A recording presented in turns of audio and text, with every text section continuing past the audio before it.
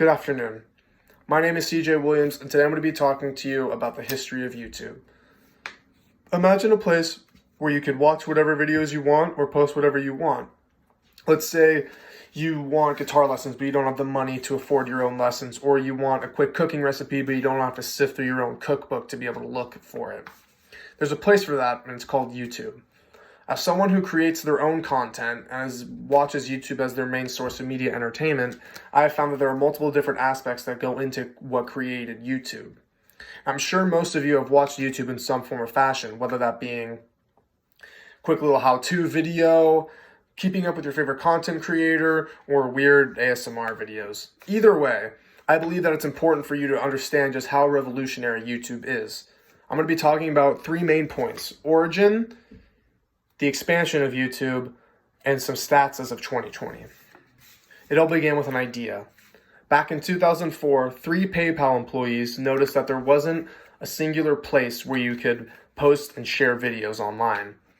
Then, Janet Jackson had a wardrobe malfunction at the Super Bowl, and a tsunami hit the Indian Ocean. For some reason, those two events sparked the creators to actually go out and create YouTube.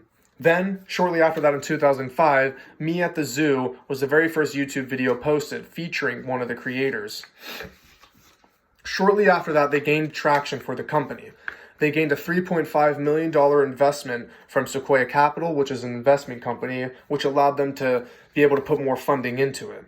Then, Nike debuted a commercial on YouTube, becoming the very first video to ever reach 1 million views. Companies shortly after that began to realize the potential with advertising on YouTube. And in 2006, Google purchased YouTube for $1.65 billion. So now that we know the origin of YouTube, let's talk about how it's grown since then. Even though Google, being a massive company purchasing YouTube, they still didn't have the global reach at the time. So eventually, in 2007, they expanded out into the UK and 8 other countries, and eventually hitting 100 countries later on. Then came advertisements.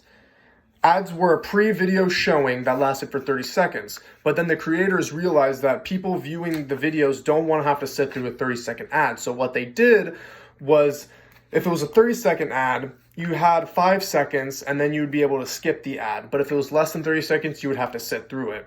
And eventually companies even reached out to content creators to promote their own product on YouTube. So the creators would be, this video was brought to you by Adidas. Then YouTube was always constantly developing their format. In 2008, they introduced YouTube Live, which was a live streaming service that allowed the creators to be able to have the viewers watch live time what they're doing. It's especially popular with gamers. It really allows the viewers to connect to the content creators more personally. Then in 2015, they created YouTube Red, which was a subscription which gained the member to watch YouTube and listen to music without ads.